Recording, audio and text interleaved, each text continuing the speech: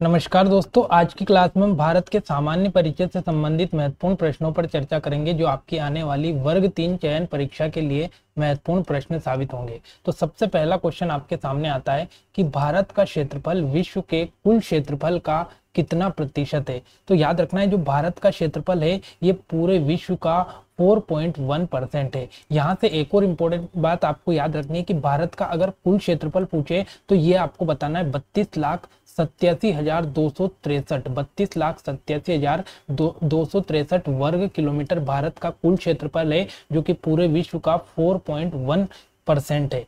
अगला क्वेश्चन आपके सामने कि क्षेत्रफल की दृष्टि से भारत का विश्व में कौन सा स्थान है। तो अगर आपसे क्षेत्रफल की दृष्टि से पूछे तो क्षेत्रफल की दृष्टि से जो भारत है ये पूरे विश्व में 7वां स्थान रखता है, 7वां स्थान रखता है। और अगर आपसे पूछे कि भाई जनसंख्या की दृष्टि से जो भारत है ये पूरे विश्व में कौन सा स्थान रखता है, तो सेकंड स्थान रखता है। लेकिन अभी अगर अगली जनगणना आएगी तब तक भारत का पहला नंबर यहाँ पर हो जाएगा। लेकिन अभी तक जो आंकड़े हैं उसमें आपको याद रखना है कि जनसंख्या की दृष्टि से दूसरा स्थान है और क्षेत्रफल की दृष्टि से आपके भारत का 7वां स्थान पूरे विश्व में है। अगला, भारत का उत्तर से दक्षिणी छोर कितनी दूरी पर है। यहाँ पर आपसे पूछा है कि भाई जो भारत है इसकी उत्तर से दक्षिण की लंबाई कितनी है। तो अगर आपसे पूछे कि भारत की उत्तर से दक्षिण की लंबाई कितनी है तो ये आपको बताना है 3214 किलोमीटर उत्तर से दक्षिण तक आपका भारत फैला हुआ है। और अगर आपसे पूर्व से पश्चिम तक पूछे तो 2933 किलोमीटर। दोनों आंकड़े इंपॉर्टेंट है, यहाँ से लगातार एग्जाम में क्वेश्चन पूछे जाते हैं। तो उत्तर से दक्षिण 3214 और पूर्व से पश्चिम 2933 किलोमीटर भारत का विस्तार आपको याद रखना है। इसका राइट आंसर होगा ऑप्शन नंबर ए 3214 किलोमीटर। अगला, भारत की तटीय रेखा की लंबाई द्वीपों सहित कितनी है। ये भी इंपॉर्टेंट क्वेश्चन है, यहाँ से भी एग्जाम में क्वेश्चन बनता है कि भारत की जो तटीय रेखा है उसकी टोटल लंबाई कितनी है। तटीय रेखा मतलब ऐसी सीमा जो आपका किससे लगती है, तो जल से लगती है, उसे कहा जाता है तटीय रेखा। तो याद रखना है द्वीपों सहित अगर आपसे पूछे तो भारत की जो लंबाई तटीय रेखा की लंबाई है वो है 7516.6 किलोमीटर।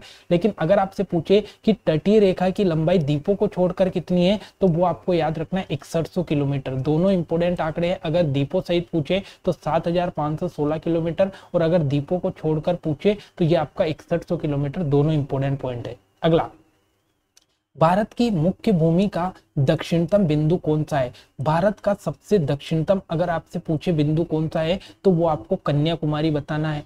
कन्याकुमारी आपके भारत का सबसे दक्षिणतम बिंदु है मुख्य भूमि का। लेकिन अगर आपसे यही क्वेश्चन ये पूछ ले कि भारत का वास्तविक दक्षिणतम बिंदु कौन सा है तो ये आपको बताना है इंदिरा पॉइंट। इंदिरा पॉइंट, ठीक है। और इंदिरा पॉइंट अगर आपसे पूछे कि भाई कहाँ पर है तो ये अंडमान निकोबार द्वीप समूह में है। अंडमान निकोबार द्वीप समूह में आपका इंदिरा पॉइंट आता है, जो कि भारत का सबसे दक्षिणतम बिंदु या सबसे सुदूर दक्षिणतम बिंदु कौन सा है, इंदिरा पॉइंट है। लेकिन मुख्य भूमि का पूछे तो फिर आपको कन्याकुमारी बताना है। अगला, कर्क रेखा भारत के कितने राज्यों से होकर गुजरती है। इंपोर्टेंट क्वेश्चन है, यहाँ से एग्जाम में लगातार क्वेश्चन बनता है कि भारत से कौन सी रेखा होकर गुजरती है, तो कर्क रेखा होकर गुजरती है। और कर्क रेखा भारत के कितने राज्यों से होकर गुजरती है, तो याद रखना है 8 राज्यों से होकर गुजरती है। और इन 8 राज्यों के नाम आपको इंपोर्टेंट याद रखना है। देखो, सबसे पहला आपका राज्य आता है यहाँ पर गुजरात से शुरू करेंगे, गुजरात।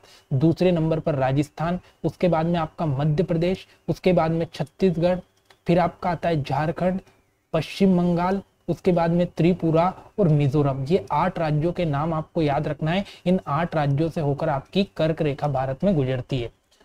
अगला क्वेश्चन, भारत का सबसे बड़ा राज्य क्षेत्रफल की दृष्टि से कौन सा है। ये भी इंपॉर्टेंट पॉइंट है कि क्षेत्रफल की दृष्टि से भारत का सबसे बड़ा राज्य कौन सा है। तो ये आपको याद रखना है कि जो राजस्थान है ये क्षेत्रफल की दृष्टि से भारत का सबसे बड़ा राज्य है। लेकिन वहीं अगर आपसे पूछ ले कि भाई जनसंख्या की दृष्टि से सबसे बड़ा राज्य कौन सा है, तो ये आपका यूपी आता है जनसंख्या की दृष्टि से, ठीक है। ये आपको याद रखना है। अगला क्वेश्चन, भारत की कुल सीमा कितने देशों से मिलती है। अब भारत की सीमा कितने देशों से लगती है, तो ये आपको यहाँ पर मैप में हम देखेंगे।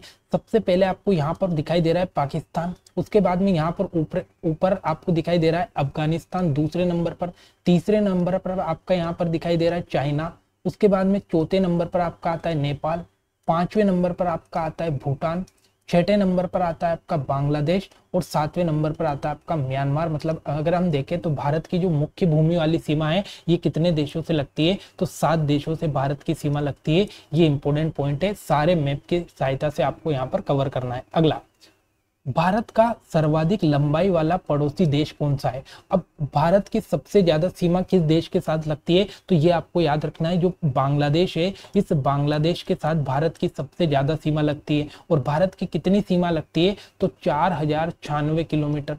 4096 किलोमीटर सीमा जो है ये भारत की बांग्लादेश के साथ लगती है। और वहीं कितने राज्य बांग्लादेश के साथ लगती है, तो 5 राज्यों की सीमा आपके बांग्लादेश के साथ भारत की लगती है, ये आपको याद रखना है। अब कौन कौन से राज्य लगेंगे, तो सबसे पहले यहाँ पर आपको दिखाई दे रहा है पश्चिम बंगाल, उसके बाद में त्रिपुरा, उसके बाद में आपका मिजोरम, उसके बाद में यहाँ पर मेघालय, उसके बाद में असम। ये आपको सारे के सारे 5 राज्य याद रखना है। और सबसे ज्यादा सीमा बांग्लादेश के साथ लगती है 4096 किलोमीटर।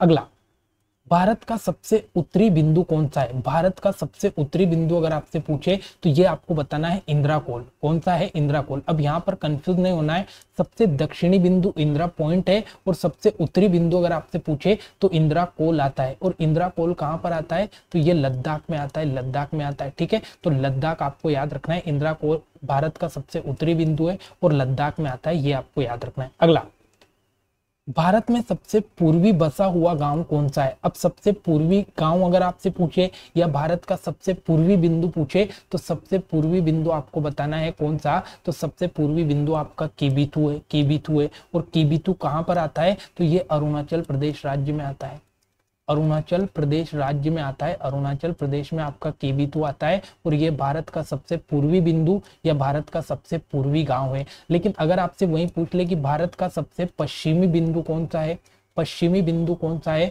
तो पश्चिमी बिंदु आपको बताना है गुहार मोती, गुहार मोती। और गुहार मोती कहाँ पर आता है, तो गुहार मोती आपका गुजरात में आता है, जो कि भारत का सबसे पश्चिमी बिंदु या पश्चिमी गांव है।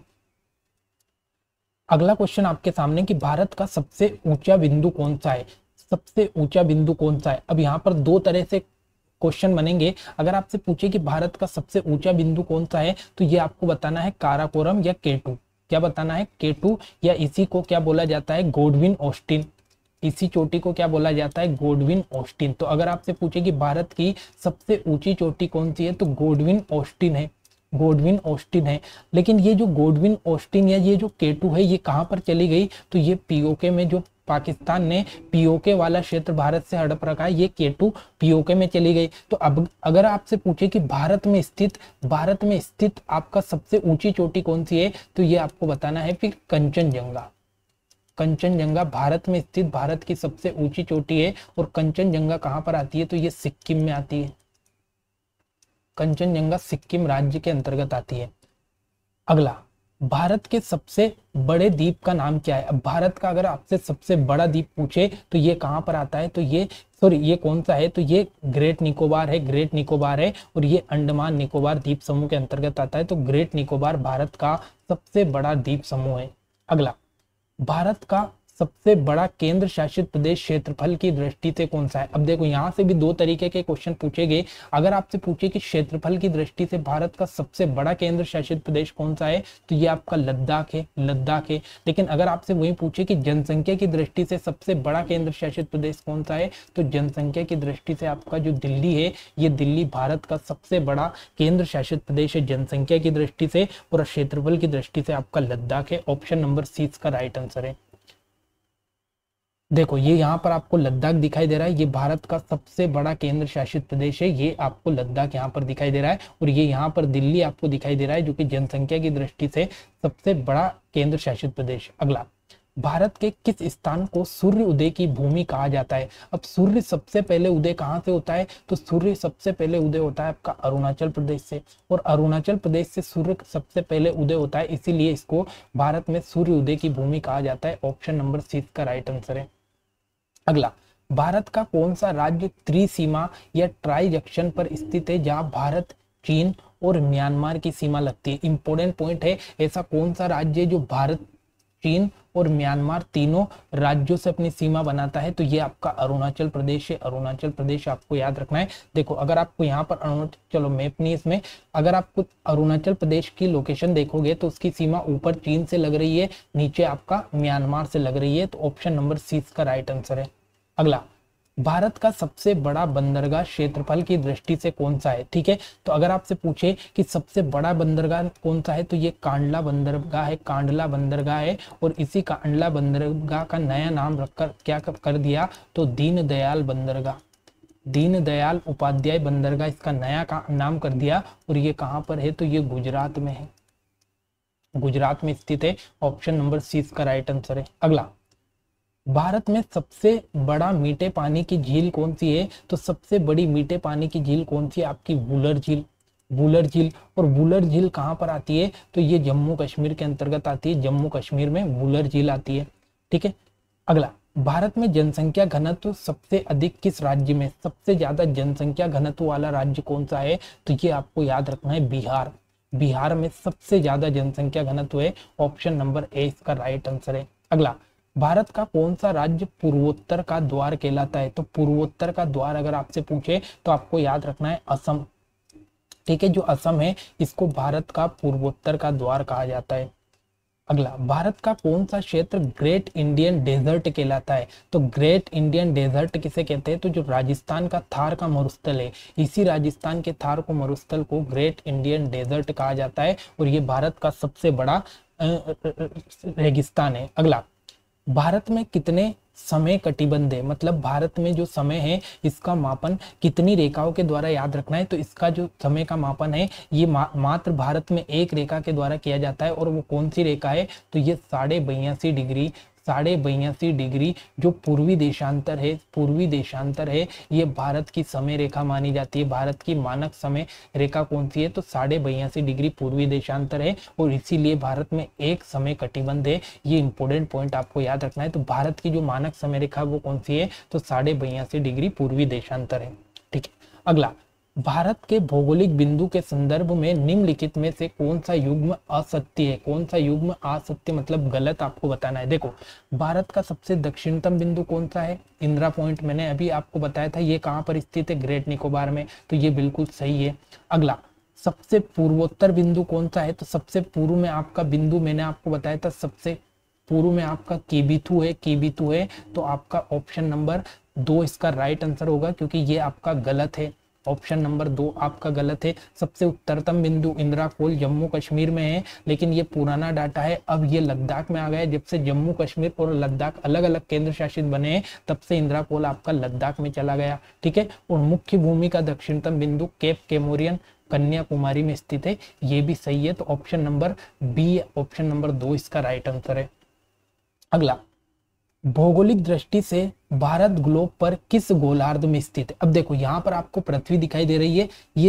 ये इक्वेटर है, इस इक्वेटर के ऊपर अगर आप देखोगे तो यहाँ पर उत्तरी गोलार्ध है, उत्तरी गोलार्ध है, और नीचे आपका दक्षिणी गोलार्ध है।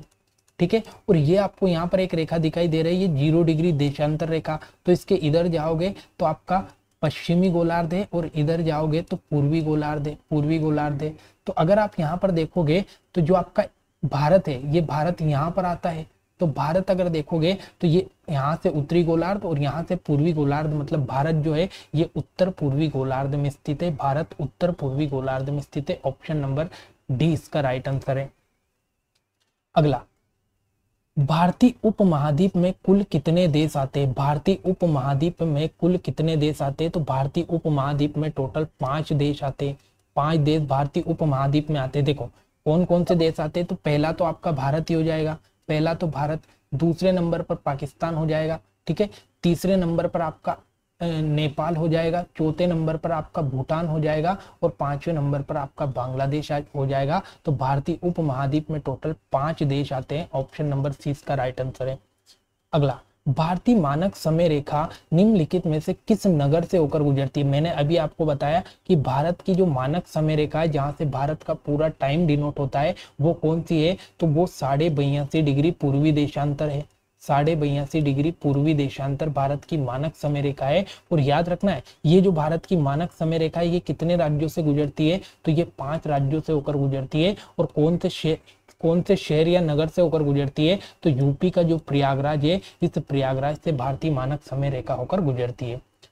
अगला, भारतीय राज्य की अधिकतम सीमा म्यांमार को स्पर्श करती है। तो अगर आप मैप में देखोगे तो जो अरुणाचल प्रदेश है, ये अरुणाचल प्रदेश की सबसे ज्यादा सीमा जो है ये किसके साथ लगती है, तो ये म्यांमार के साथ लगती है। ये आपको याद रखना है, म्यांमार के साथ आपका अरुणाचल प्रदेश की सबसे ज्यादा सीमा लगती है। ये इंपॉर्टेंट पॉइंट है।